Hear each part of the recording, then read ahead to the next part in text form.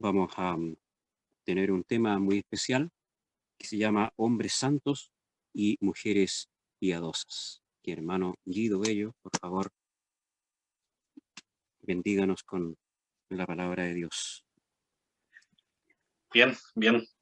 Muchas gracias por este tiempo que tenemos. Agradecer al Señor por esta oportunidad que tenemos de abrir la palabra. Así que vamos a ir a ella, recordando también la responsabilidad que tenemos como cristianos de estar siempre instruyéndonos en conocer más a nuestro Señor y en saber cómo tener una comunión más santa. Eh, bueno, les voy a pedir también, en lo posible, que puedan activar sus cámaras para poder ir viéndolos a medida que vamos también haciendo la enseñanza. En lo posible, entiendo que también hay algunos que están con algunos problemas de señal o algunas cosas que no los podría ver, pero eso les pediría, así que para hacer también más amena también la predicación. Bueno, lo primero que vamos a hacer es orar a nuestro Señor, a nuestro Dios, para que guíe toda esta enseñanza. Gracias, Padre Santo, por la oportunidad que nos das de ir a ti, de abrir tu palabra.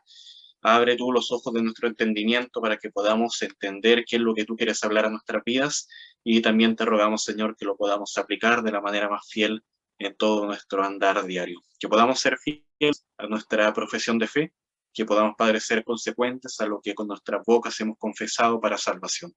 Te lo pedimos todo en nombre de Jesús. Amén. Bien, como cristianos, nosotros siempre estaremos en el ojo del huracán frente a los momentos de grandes cambios, revoluciones, movimientos sociales, ideologías, polémicas, sea cual sea la que haya en la sociedad. Siempre alguien va a preguntar qué opina la iglesia respecto a esto, pero planteado de una manera distinta. Nosotros tenemos el llamado de ir a un mundo que está en un contexto de constantes cambios y búsqueda de identidades. Nosotros tenemos como iglesia que estar presentes, siendo luz y llevando el mensaje del evangelio a este mundo. No podemos hacernos los ciegos frente a toda situación que esté pasando este planeta. Bueno, el feminismo es un ejemplo de las ideologías que están mirando a la iglesia y la iglesia está mirando a un mundo que se envuelve cada vez más en esta ideología, en este movimiento social.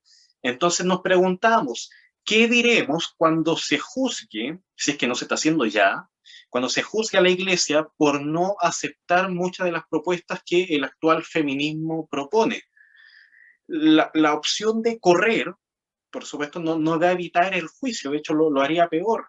Debemos ser fieles a toda la escritura y predicarla fielmente. La palabra de Dios dice que hombres y mujeres son igualmente dignos a los ojos de Dios y en Cristo. Pero también dice que hombres y mujeres tienen distintos papeles y responsabilidades distintas en la iglesia.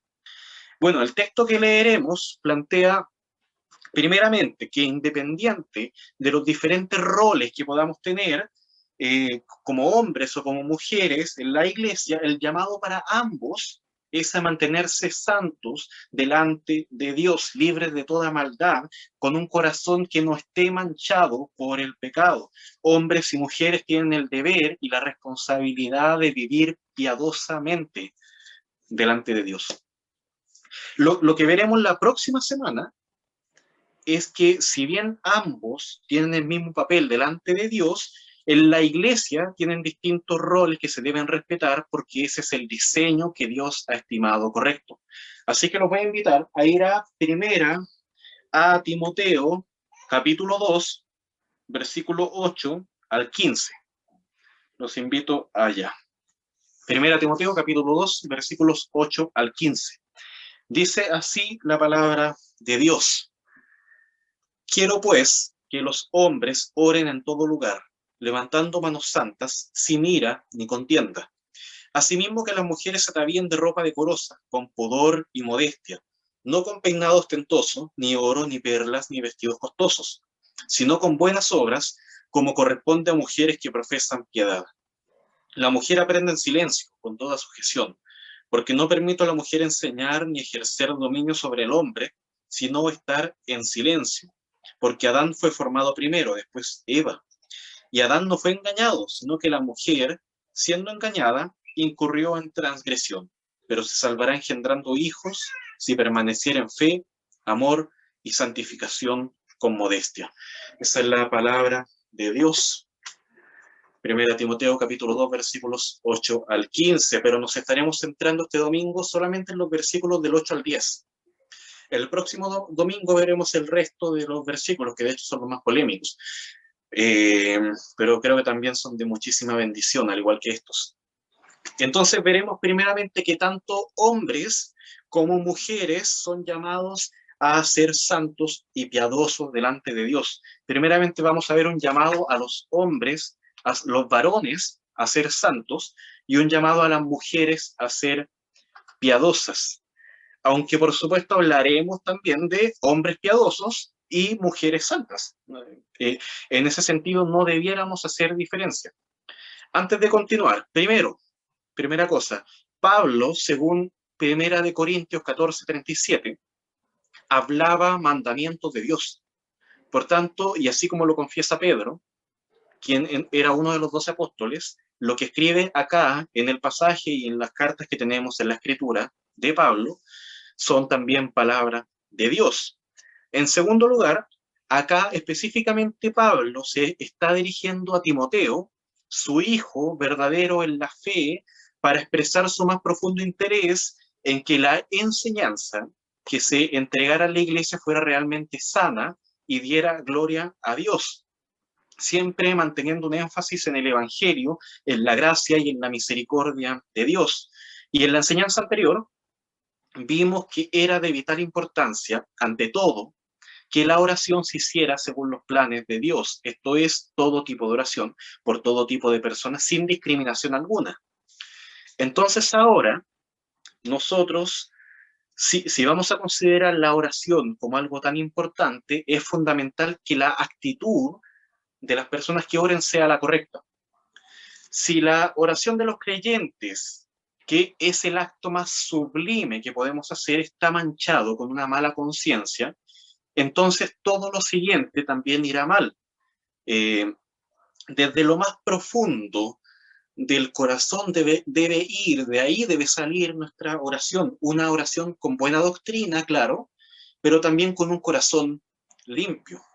Recordemos que en el capítulo 1 de 1 Timoteo, en el versículo 5, se nos da a conocer el propósito de todo lo que Pablo escribe como el amor nacido de corazón limpio y de buena conciencia y de fe no fingida. Si esa oración está manchada con ira, era sinónimo de que este propósito del capítulo 1, versículo 5, no se estaba alcanzando.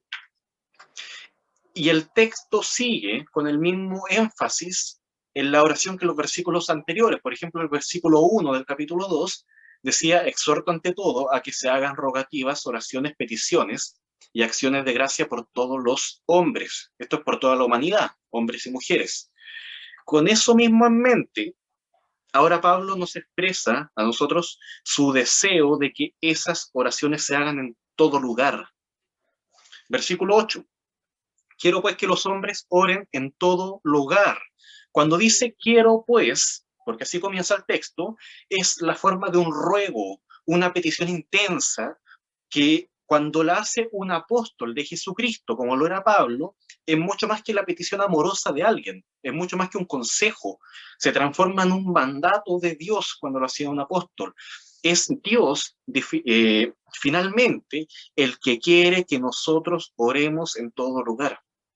Por supuesto, podemos entender que el propósito de la iglesia es que la oración vaya más allá de lo que hacemos en la reunión, que se haga en lo más profundo de la intimidad de ustedes, pero también que se pueda hacer hasta en lo último de la tierra. Es fácil decir que oramos en las reuniones de la iglesia, pero no es lo mismo decir que tenemos una vida de oración en todo lugar. Pero si leemos este pasaje dentro de su contexto, veremos que se está refiriendo a la oración pública. La oración es la iglesia. Todos los versículos que lo rodean dan la idea de una reunión de los hermanos de la iglesia. Y cuando dice en todo lugar, más bien se refiere a que no importa si se están reuniendo en una casa o en un lugar destinado para reuniones, o en una plaza o en un lugar escondido. Deben orar. Incluso podríamos decir que no importa, atención, no importa si nos estamos reuniendo en un medio virtual, es aún así un lugar en el que debemos orar. Y de hecho nos permite orar junto a personas, a hermanos que en condiciones normales no hubiéramos podido, quizá por sus motivos de salud o limitaciones físicas, quizá no hubiéramos podido orar con ellos. En ese sentido, es de bendición. Una de las cosas que llama de inmediato la atención acá es que el mandato orar se está dando a varones, a hombres. Lo que uno de inmediato podría deducir es que Pablo está diciendo que la oración pública debe ser realizada exclusivamente por hombres. Pero creo que más que eso también podría estar planteando una realidad de que la vida de oración de los hombres era débil, la vida de oración de los varones era débil, que era muy común encontrar reuniones donde se juntaran a orar todos juntos, hombres y mujeres, y también donde se juntaran a orar exclusivamente mujeres, específicamente ellas, pero resultaría poco común, y pasa todavía, ver reuniones donde se junten hombres simplemente a orar por sus luchas como hombres, como varones, y desafíos que enfrentan como varones en la vida cristiana. Eso no se ve tan común, pero las mujeres lo hacen mucho. Hay una debilidad en los hombres. Aún así, con todo eso, lo que digo, considero que si la reunión tiene un énfasis en si la reunión no tiene un énfasis en la oración, como sí lo estamos haciendo nosotros ahora en la hora NOS, sino que más bien la reunión estaría siguiendo una estructura común de iglesia, con momentos estructurados de oración dentro de la liturgia. Esa oración debiera ser realizada por los líderes de la iglesia, los que, como vamos a ver la próxima semana, deben ser varones. Es el varón el que debe primeramente dar el ejemplo en la oración. Pero acá Pablo se dirige específicamente a varones, porque era una tradición muy común en la religión judía que fueran los hombres los que oraran en público. Mientras que las mujeres, ¿qué es lo que hacían? Ellas participaban de forma separada de la reunión. La iglesia de los primeros siglos, entonces los cristianos, no judíos, sino que los cristianos adoptaron la misma forma de reunirse que tenían los judíos, con los hombres por aquí y las mujeres por allá. No hay, aún así con todo esto, ninguna prohibición a que la mujer ore en la iglesia. Pero nuevamente, reconozco que son los varones los que lideran la iglesia, los que también deben liderar la oración en público.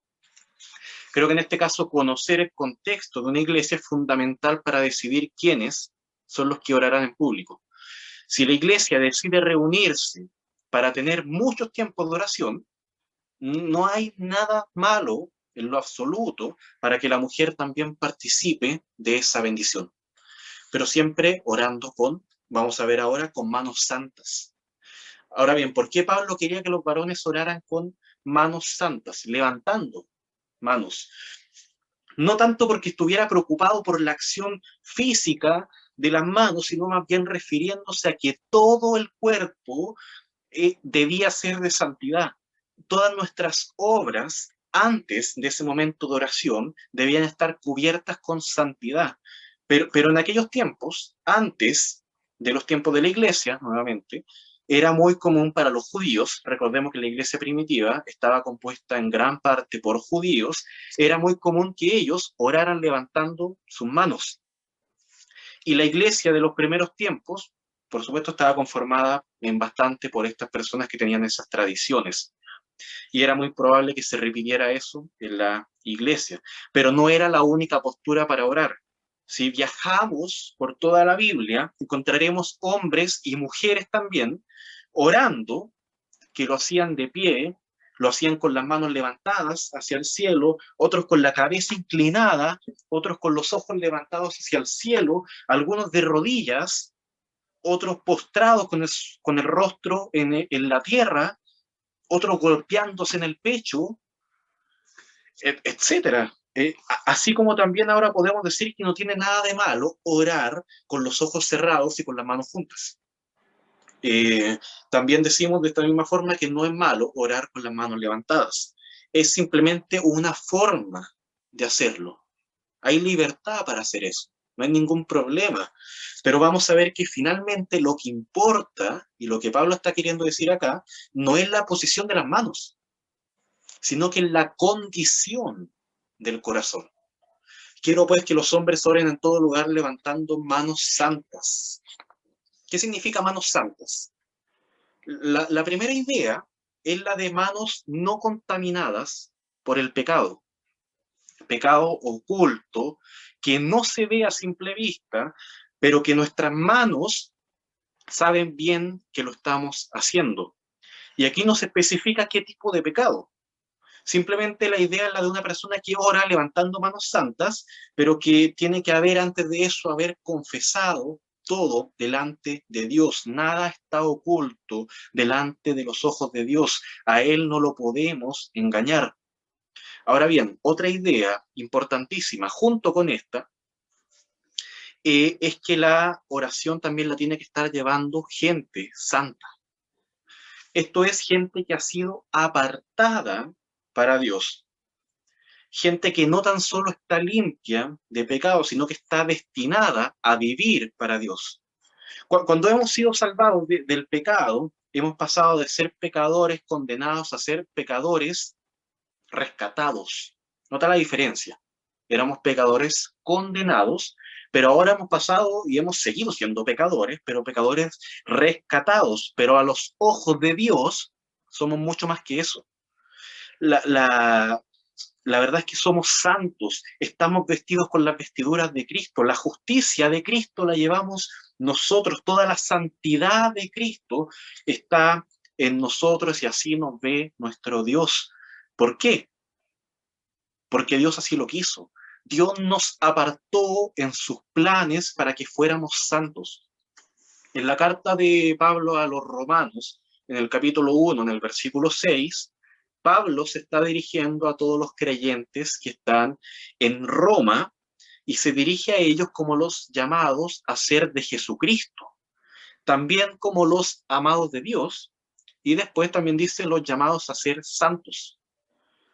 Esto es llamados a ser apartados para una vida para adorar a Dios. Si eres llamado a ser de Jesucristo, si crees firmemente que Jesucristo murió por ti para llevarte a la vida eterna, te invito a creer que eres también amado de Dios y eres también llamado a ser santo. No solo tienes que comprender intelectualmente que Jesucristo murió por ti y creerlo de todo corazón, por supuesto, sino que también tienes un llamado a ser apartado y dedicar tu vida por completo a Dios. Que Pablo diga que tienes que orar con manos santas, quiere decir que ores considerando y recordando, que no se te salga de tu mente que eres de Jesucristo, que vives para Él, y que eso no lo debes manchar, ensuciar con nada, con nada. ¿Por qué? Porque ya no vives tú, sino que Cristo vive en ti. Y cuando hay pecado, debes ir corriendo inmediatamente a confesar ese pecado delante de Dios, a fin de que tu oración no sea estorbada con nada. Si una persona ora, si ustedes oran sin haber resuelto los problemas de pecado en su vida, claro, estarán ustedes levantando sus manos hacia el cielo, pero esas manos no llegarán más arriba de lo que ustedes pueden ver. Hasta ahí llegó su oración. No va a ser aceptada por Dios a menos que sea para confesar su pecado. Pero si oras con un corazón limpio, con una buena conciencia, con una fe no fingida, Entonces, no solamente elevarás tus manos, sino que todo tu corazón atravesará las paredes, el techo de donde estás orando, y el cielo mismo, hasta llegar a la misma presencia de Dios con olor fragante.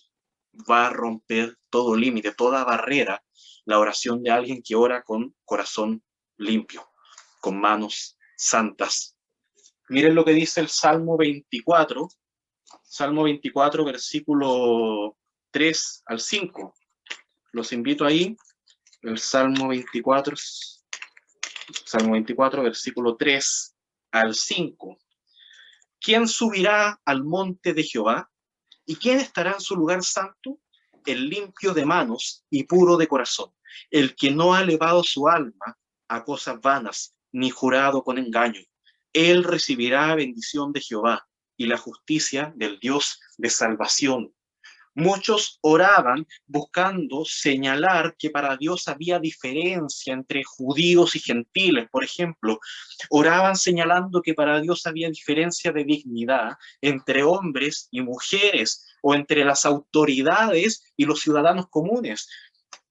En el pasaje anterior a este leímos en que en 1 Timoteo se recalca la idea de que no debe haber discriminación en nuestras oraciones, sino que debemos orar por todos.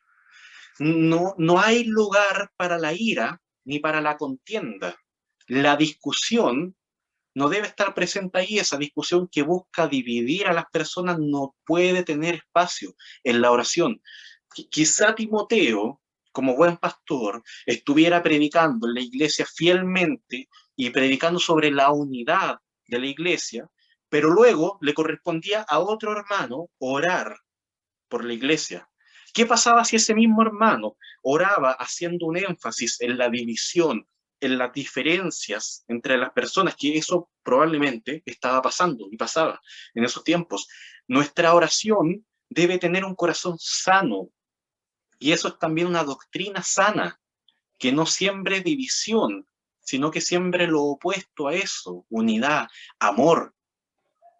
No oraremos llenos de ira, ni buscando contienda, discusiones que generen divisiones, enemistades. No vamos a vivir en murmuración, hablando mal de otros cuando no están presentes, porque eso no contribuye en nada. Filipenses 2:14 dice: todo lo que hagamos debe ser sin murmuraciones ni contiendas, para que seamos irreprensibles y sencillos, hijos de Dios sin mancha en medio de una generación maligna y perversa, en medio de la cual resplandecéis como luminares del mundo. En resumen, nuestras oraciones no deben estar manchadas con pecado delante de Dios, es decir, oremos con manos santas, y tampoco puede estar manchada con pecado hacia los otros hermanos o hacia Dios. Es decir, no oremos con ira o con contienda. En Marcos, capítulo 11, miren, vamos ahí al Evangelio de Marcos, capítulo 11, versículo 25 al 26. Marcos, capítulo 11, versículo 25 al 26. Y cuando estéis orando, perdonad, si tenéis algo contra alguno, para que también vuestro Padre, que está en los cielos, os perdone a vosotros vuestras ofensas. Porque si vosotros no perdonáis, tampoco vuestro Padre, que está en los cielos, os perdonará vuestras ofensas. Bueno, concluyo esta idea hasta acá diciendo: hombres y mujeres deben orar de manera santa, pero por supuesto acá hay un énfasis en aquellos que deben dar el ejemplo de esta conducta, quienes son los varones de la iglesia. Lo cual, por supuesto, no excluye a las mujeres de esto. Pero si es así, les pregunto a ustedes, si es así, ¿por qué el llamado a las mujeres es tan diferente, aparentemente, en el versículo que sigue? Así que los invito a ir al versículo 9 y versículo 10. Primera a Timoteo, capítulo 2, versículo 9. Asimismo, que las mujeres se atavíen de ropa decorosa, con pudor y modestia, no con peinado ostentoso, ni oro, ni perlas, ni vestidos costosos, sino con buenas obras como corresponde a mujeres que profesan piedad. Ustedes podían ver antes en el texto a hombres que oraban de una manera que llamaba la atención de todos. Ellos oraban levantando sus manos, pero realmente era la condición del corazón de ellos lo que importaba. Ahora vemos a mujeres que a los ojos de todos llamaban la atención, pero eso no quería decir que su corazón estuviera en buenas condiciones. Así como había un problema con los hombres al momento de orar, asimismo, el texto dice asimismo, de la misma forma ocurría algo con las mujeres. Ellas debían presentarse a los servicios de la iglesia de manera humilde, como cualquier persona que se acerca a Dios, pero la realidad es que se estaban acercando a Dios con un corazón manchado. Asimismo, como importa más el corazón del varón que la forma en la que ora, así también importa más el corazón de la mujer que la ropa que usa. A Pablo le interesa el corazón de estas personas, porque esto afecta todo el servicio de adoración que se le da a nuestro Dios.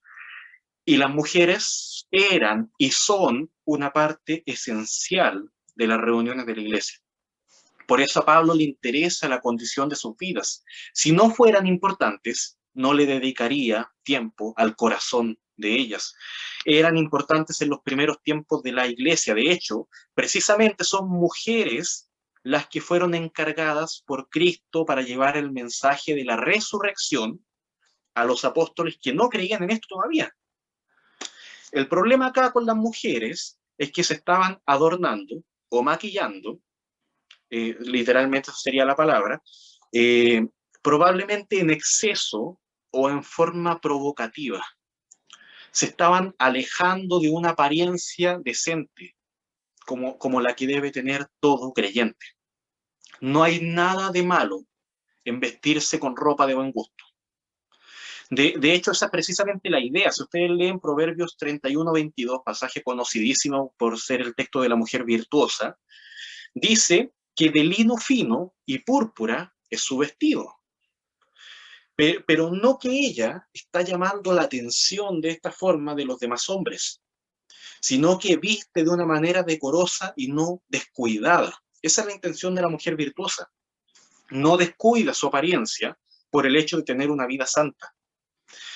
Que haya una intención de vestirse conforme lo haría una hija de Dios. Ahora bien, les pregunto, ¿hay cierto tipo de ropa en especial que deben usar las cristianas que las diferencia de otras personas? Como hay un uniforme para mujeres cristianas. No necesariamente, no.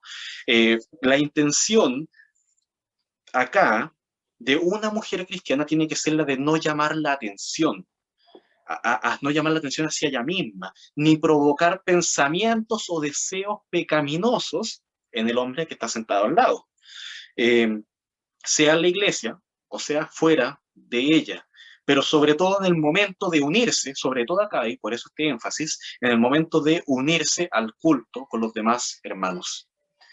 La idea no es tanto la de prohibir un estilo de ropa o exigir que se vista de tal tipo de ropa, sino que no haga desviar la mirada de los demás, evitando que se enfoquen en la palabra y que busquen tener una comunión correcta con los demás hermanos y por sobre todo mirando al Señor. Esa es la intención. Ahora la pregunta es, claro, ¿y ahora qué hacemos? Porque estamos por Zoom, no sé si sea lo mismo.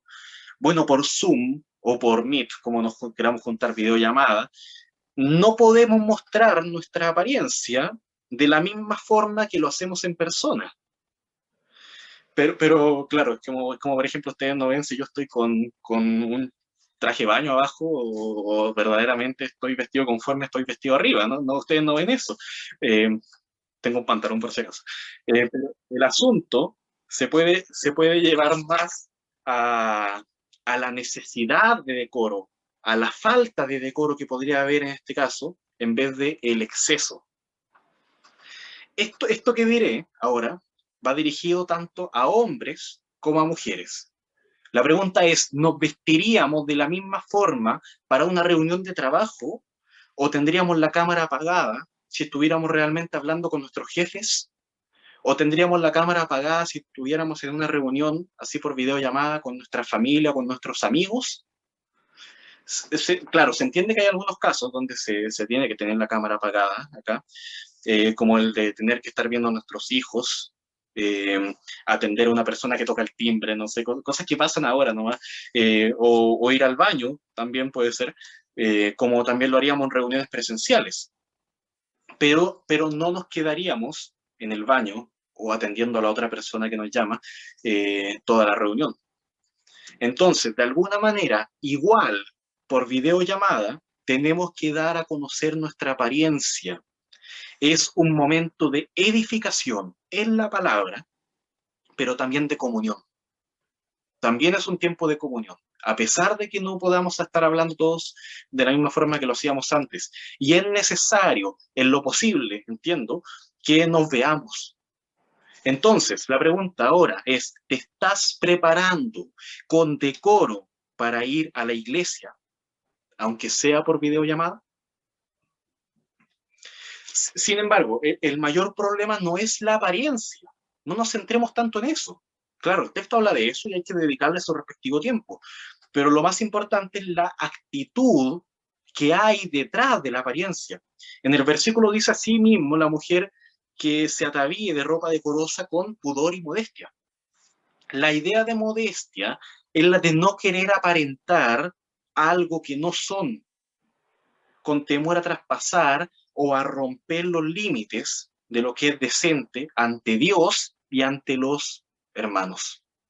Esa es la idea de modestia, no traspasar lo que sería más allá de lo que en verdad soy, sin descuidar, por supuesto, la elegancia y evitar, por supuesto, también desviar las miradas de otra persona para que siempre puedan estar mirando a la cruz. Por otra parte, la idea de pudor es más bien la de aparentar lo que soy en realidad.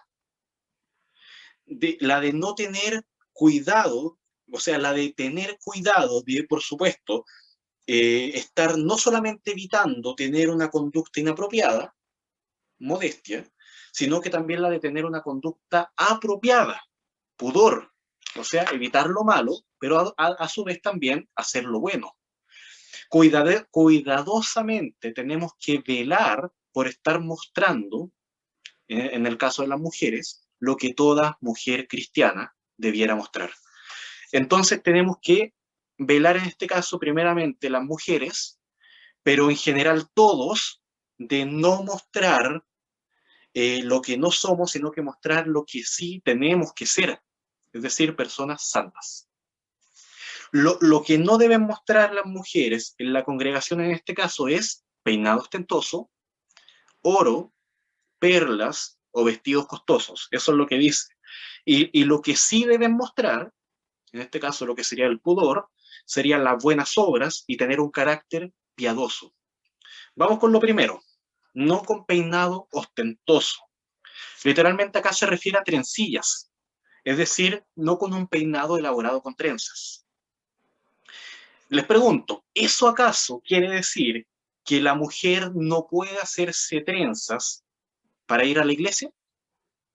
No, no está diciendo eso. Lo que pasaba en ese entonces es que las mujeres invertían grandes cantidades de dinero y de tiempo en hacerse grandes peinados ostentosos con una base de trenzas. Y terminaban, no sé, como Marge Simpson, o sea, estaba de moda en ese entonces. Las mujeres de la alta sociedad acostumbraban a hacer eso. Algunas incluso tenían la necesidad de tener esclavos para que les ayudaran con sus trenzas y hacerse el peinado, y sobre ese peinado ellas ponían oro y ponían adornos también de perlas. Y claramente la idea, ¿cuál era? La de mostrar eso, por supuesto. la idea de no pasar desapercibidas, ir a la iglesia y que te miraran tu peinado, porque por algo invertiste tiempo y dinero en eso.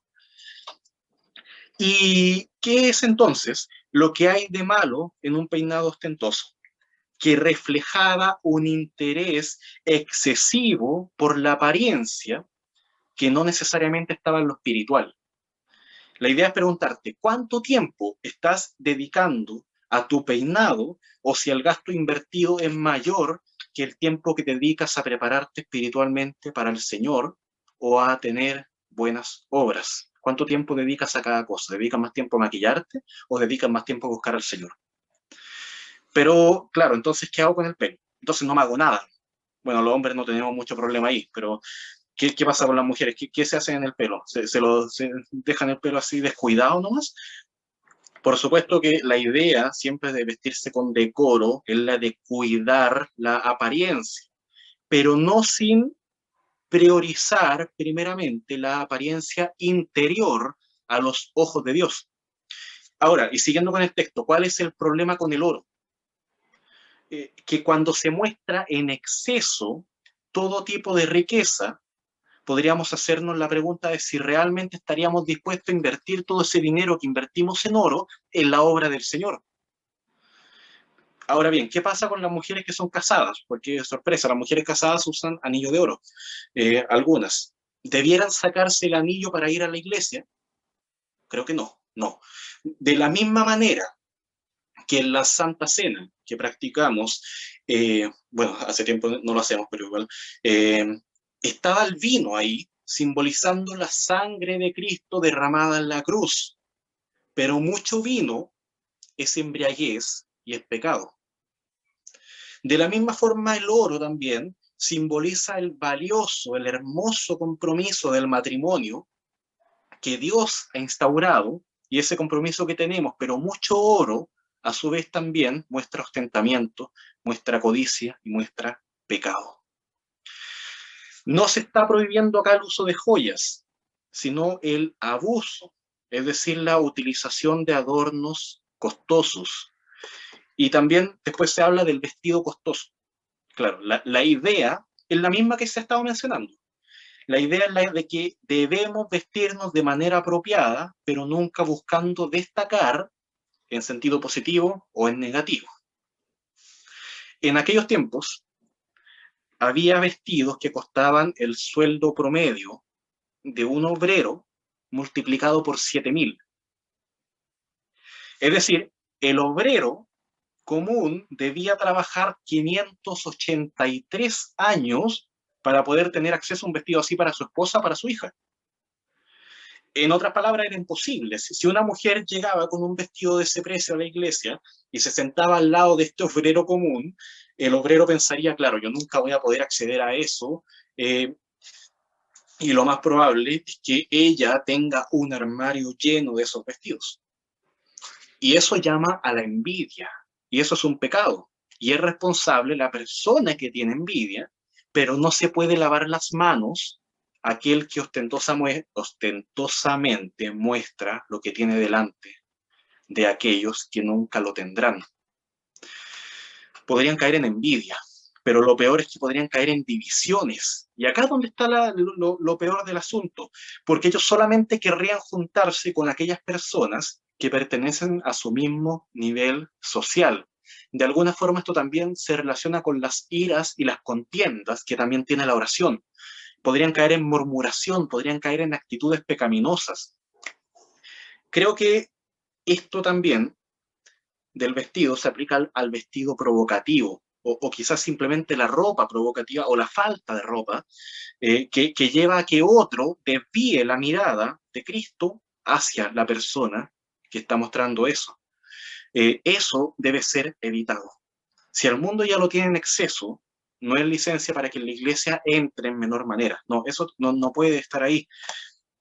Y se aplica también a los hombres, que pueden estar con la intención simplemente de querer lucir ropa de marcas reconocidas, o quizás simplemente llegar ahí luciendo su auto de marca reconocida, eh, o ropa que muestre y exalte su sus cuerpos trabajados en gimnasios, provocando opiniones de todo tipo. Bueno, lo bueno es que ese ya no es mi caso, así que genial.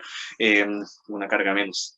Pero, por ejemplo, en el caso del vestido costoso, una mujer podría decir que todo lo que tiene gracias a Dios. Excelente, claro, podría decir eso. Y mostrarlo. Y entonces decir que mostrar ese vestido es una forma de dar gloria a Dios por todo lo que Dios le ha dado. Pero eso se debería también someter a la evaluación de si realmente, en primer lugar, se está vistiendo con buenas obras y en forma más importante de lo que se viste con ese vestido lujoso. Y eso es precisamente lo que viene ahora, donde dice en el versículo 9, quiero pues que las mujeres se atavíen de ropa decorosa, con pudor y modestia, no con peinado ostentoso, ni oro, ni perlas, ni vestidos costosos, relacionado también con la modestia, todo eso. Y ahora con el pudor, sino con buenas obras, como corresponde a mujeres que profesan piedad. Generalmente, cuando una persona busca llamar la atención a través de la forma en la que se viste o a través de la forma en la que su apariencia es porque no tiene muchas buenas obras con las que vestirse. De forma tal que el ostentamiento material refleja pobreza espiritual. La prioridad para la mujer no es descuidar su apariencia, sino que vestirse de buenas obras. Y por supuesto para el hombre también aplica eso. Pero ¿qué determina que mi obra sea buena? ¿Quién es el juez ahí para determinar que se está vistiendo realmente de buenas obras? La respuesta es el criterio bíblico, la Biblia. Debemos conocer qué es una buena obra a la luz de las Escrituras y qué cosa no es una buena obra. El apóstol Pedro, en su primera carta, primera de Pedro, capítulo 3, versículo 3, lo expresa de la siguiente manera. Bueno, quiero que leamos del 1 en adelante también. Asimismo, vosotras, mujeres, estad sujetas, ahí está lo primero que podemos destacar, estar sujetas a vuestros maridos, para que también los que no creen a la palabra sean ganados. Mire esa intención de que ellos sean ganados sin palabra por la conducta de sus esposas, considerando vuestra conducta casta y respetuosa. Vuestro atavío no sea el externo, de peinados ostentosos, de adornos, de oro o de vestidos lujosos, sino el interno, el del corazón, en el incorruptible ornato de un espíritu afable y apacible, que es de grande estima delante de Dios. Lo más importante es un espíritu afable y apacible delante de Dios. ¿Qué pasa si una mujer dice, yo no cumplo con esto? Yo no alcanzo a llegar a ese nivel de buenas obras, independiente de que sea soltera o que sea casada. ¿Qué pasa? ¿Acaso no puede ir a la iglesia? Por supuesto que sí tiene que ir, y con mayores razones, pero debe ir primeramente arrepentida. Esa es la actitud. No dejar de ir nunca a una reunión, aunque sea ahora por Zoom, como sea, pero tampoco tenemos que considerar que la reunión de la iglesia es para expiar culpas. No, el asistir a una reunión no te va a limpiar tu pecado ni tu condición carente de buenas obras, sino que eso lo va a hacer la oración de confesión de pecado delante de un Dios fiel y justo para perdonarte. Nuestra actitud debe ser la de alguien avergonzado que busca cubrir su maldad con los méritos de Cristo, no la de alguien que intenta cubrir su maldad con cualquier otra cosa con la que se vista. La primera buena obra que debemos mostrar es el arrepentimiento y la fe, y los frutos del arrepentimiento y la fe en Cristo nuestro Salvador. Él es el que nos perdona de todo pecado. Él es el que nos da la entrada a una vida de santidad, a una vida piadosa. Vestirse con buenas obras como corresponde a mujeres que profesan piedad. ¿Qué significa piedad? ¿Qué significa profesar piedad? Si tú eres una persona que ha confesado creer en el mensaje del Evangelio y está dispuesta a tener una vida obediente a Dios, se podría decir que tú has profesado piedad. Para las mujeres la verdadera fe se hace visible en una vida entera adornada de buenas obras. Para los hombres se hace visible a través de vidas de oración y liderazgo acompañadas de humildad y de santidad. Las buenas obras son la evidencia de que realmente lo que han confesado con su boca es real, y eso lo explica muy bien el texto de Santiago 2. La mujer cristiana no debe profesar culto a la belleza, sino al Creador. El hombre cristiano no debe profesar un culto a su carácter, a su liderazgo, a su oración prominente, sino que a su Creador, a aquel a quien está orando. Esta es la expresión visible de la verdadera vida, de que realmente está vivo. Así podemos contemplar a través de esta manifestación de que la vida espiritual que tienen ustedes es de verdad. Y creo que la mayor evidencia de una mujer que vive piadosamente, y esto es conforme a la voluntad de Dios, piadosamente conforme a la voluntad de Dios, es que sus hijos a futuro puedan, cuando el Señor los mantenga en sus caminos y en fidelidad, dar gracias a sus madres por el precioso testimonio que tuvieron de ellas y puedan decir, verdaderamente, mi mamá tuvo una vida piadosa. Ella fue un ejemplo para mí de andar en los caminos de Dios. Y esto se puede multiplicar cuando la mujer no solamente está enseñando a sus hijos la palabra de Dios, sino que cuando también la enseña a otros niños, a otros jóvenes, a otras personas, de tal forma que esos niños se puedan transformar en grandes hombres y mujeres de Dios que puedan decir verdaderamente, mi maestra me enseñó a tener una vida piadosa. Creo que ese tipo de hijos que la mujer engendra en su vida espiritual son mucho de mayor testimonio que miles de diplomas en teología y maestrías bíblicas y lo que sea. Cualquier cosa que podría tener una mujer para sentirse realizada no se compara con esas palabras de un hijo que valora la labor de su madre espiritual. Y quiero terminar leyendo un extracto de un libro que se llama Mujeres Piadosas, un libro de Tim Challies, donde se recalca el testimonio de grandes hombres de Dios, de los cuales delante de ellos estaban madres piadosas que entregaron la palabra de Dios fielmente y un testimonio santo y piadoso a sus hijos, de forma tal que ellos pudieron crecer y decir lo siguiente. Miren, uno de los predicadores más grandes de la historia decía con afecto, estoy seguro de que en mi infancia ninguna enseñanza causó tanta impresión en mi mente como la instrucción de mi madre.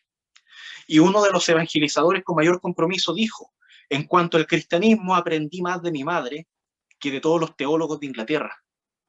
Un teólogo muy eminente declaró, ante Dios, mi hermano y yo le debemos absolutamente todo a nuestra madre. Un gran defensor de la fe escribió sobre un momento abrumador en que fue acosado por la duda y luego relata cómo encontró la salida. Mi madre me habló en esas horas oscuras, cuando la lámpara se apagaba, cuando pensé que la fe se había extinguido y que mi alma había naufragado. Me decía, Cristo nos sujeta más fuerte a nosotros de lo que nosotros nos sujetamos a Él. Ese es el testimonio sobre mujeres piadosas. Entonces veremos primeramente que tanto hombres, ahora ya concluyendo, tanto hombres como mujeres son llamados a ser santos y piadosos delante de Dios y delante de los demás hombres y mujeres que están al lado de ellos. Un llamado a los varones a ser santos en todo momento, sobre todo cuando estén orando. Un llamado a las mujeres a ser piadosas, sobre todo en su apariencia, sobre todo en su vida entera. Dios ve nuestros corazones Dios transforma nuestros corazones y debemos velar para que todo nuestro ser, toda nuestra apariencia, todas nuestras obras, todo lo que sale de nuestras bocas, sea un reflejo de un corazón santo y un corazón transformado por Dios. Entonces podemos decir, gracias Señor, porque realmente mi vida se está transformando en una vida santa, en una vida piadosa. Y debemos orar a Dios para que así sea. Por lo tanto, ahora lo que resta es simplemente dejar todo en las manos de Dios, que Él nos sea transformando en personas que no generemos más diferencias, sino que crezcamos en unidad, crezcamos en santidad, crezcamos en piedad y en parecernos más a Jesucristo. Oramos. Gracias, Padre Santo, por la oportunidad que nos das de estudiar este pasaje tan divisorio para algunos, pero en verdad es un pasaje que nos llena de unidad, que nos llena de esperanza, que nos llena de un anhelo de crecer en santidad y en piedad. Te ruego, Padre Santo, por cada uno de los hermanos que está presente, que ha podido escuchar esta palabra. Gracias por el respeto que han prestado también, por el tiempo que han tenido para escuchar esto, y que es tu palabra santa, Señor, que debemos escuchar temerosamente. Gracias porque me has permitido estudiar este texto y ser de bendición también para mi vida. Te pido, Señor, que también en la vida de mis hermanos pueda ser de bendición y pueda transformar los corazones de ellos hacia una vida conforme a lo que tú quieres para ellos. Te pido por cada uno de ellos en el nombre de Jesús. Amén.